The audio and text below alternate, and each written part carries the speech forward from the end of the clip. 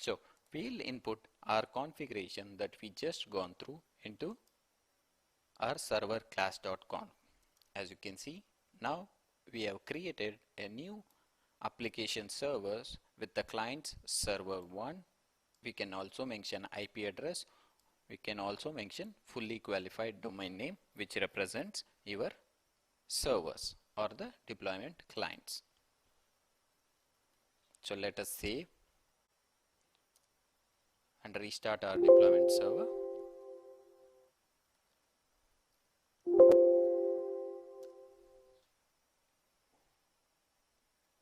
Once restarted, we should be able to see our newly created group and also the name of the application.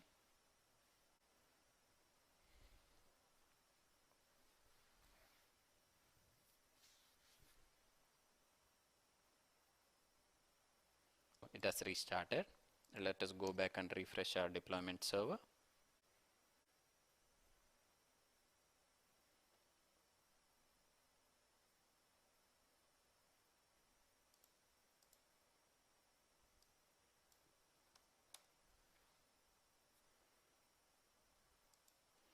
So once you log in,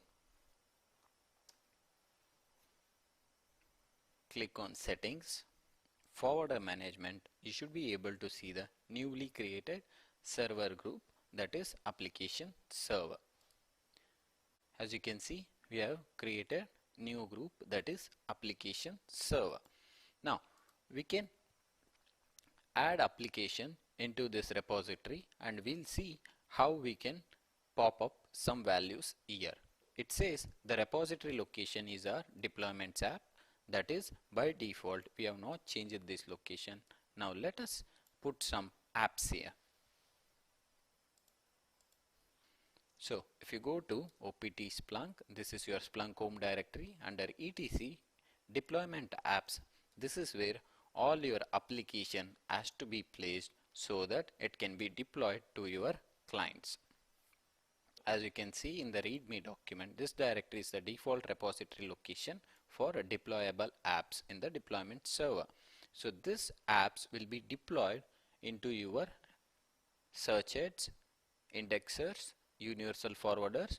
Wherever you need these apps to be deployed, you can control it via your deployment server. In order to deploy applications or configurations using deployment server, we need to meet two specific requirements. That is, we need to know where we need to deploy our application, that are clients, and which applications are supposed to deploy it on the clients. So as of now, we don't have any clients reporting to our deployment server. Let us go ahead and configure a couple of clients to our deployment server. As part of our configuration, we'll make our indexer as the first client to our deployment server. We have seen from our previous videos how to add deployment server by multiple ways. In this video, I'll be using Splunk CLI to add deployment clients report to deployment server.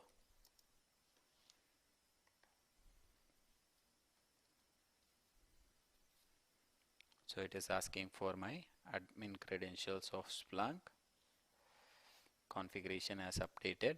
So we'll add one more client, that will be our universal forwarder. So we all know the universal forwarder, we have installed it on our local machine, that is local laptop. All other machines with respect to Splunk indexer, searched, heavy forwarder and deployment server are all present on the Amazon cloud.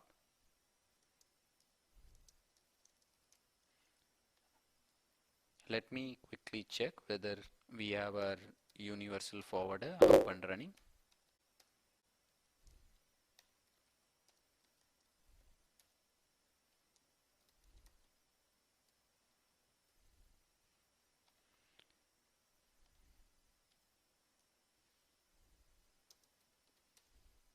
Okay, it has stopped. Let us start it.